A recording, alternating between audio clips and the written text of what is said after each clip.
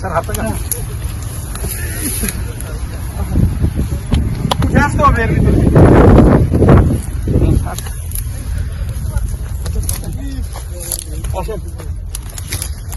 উঠে একবারে উঠতে হবে, একবারে উঠলে একবারে উঠতে হবে, একবারে উঠতে হবে। আগে তো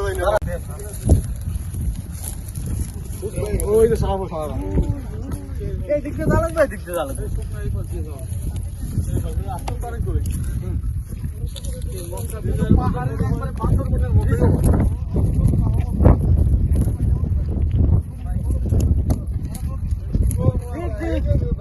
আসতে যাই আমরা, দৌড় দেন, দৌড় দেন।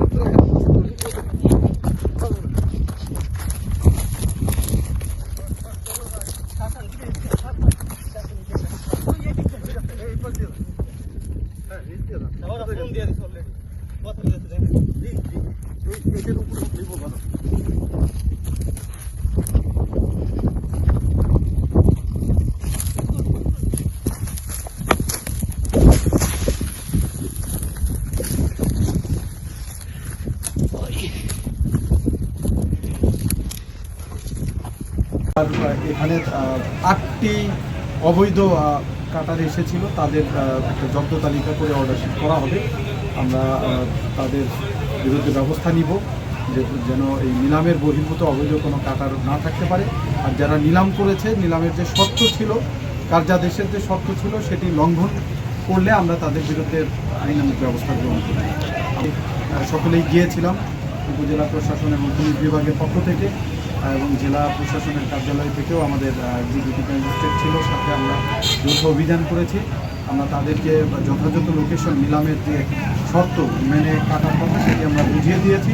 এরপরেও যদি কোনো আইনের ব্যত্যয় ঘটে, আমরা আগামীকাল বা পরশু আবার সেখানে গিয়ে দেখে আমরা সর্বোচ্চ আইনের যে সর্বোচ্চ প্রয়োগ, সেটি আমরা তাদেরকে প্রয়োগ করি। আমরা কাউকে ধাওয়া করে, আসলে চরের মধ্য দিয়ে আমরা বালুতে সকলেই ধাওয়া করেছি, তাদের কাউকে ধরতে পারিনি। তারা আগেই পরিস্থিতি হয়তো বুঝে ফেলেছে কিনা জানি না, তারা পালিয়েছে চরের ওপারে গিয়ে, এবং সব তালা দিয়ে চলে যাওয়ার কারণে আমরা কোনো মেশিন চালু করতে পারিনি, কারণ কোনো চাবি তো আমাদের কাছে নাই।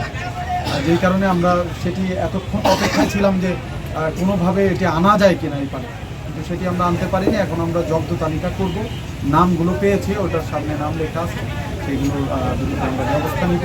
যদি তারা এটি 1 ইঞ্চি মাটিও এখান থেকে অবৈধভাবে নিয়ে থাকে, অবৈধগুলো, আমরা কিন্তু তাদের বিরুদ্ধে ব্যবস্থা নিব, সেটি আমরা নিলাম করব, এবং তাদের বিরুদ্ধে যে আইনানুগ জেল জরিমানার ব্যবস্থা রয়েছে সেটাও নিব। আমরা দুর্ভাগ্যজনক কাউকেই আটক করতে পারিনি। আমরা সর্বোচ্চ চেষ্টা করেছি।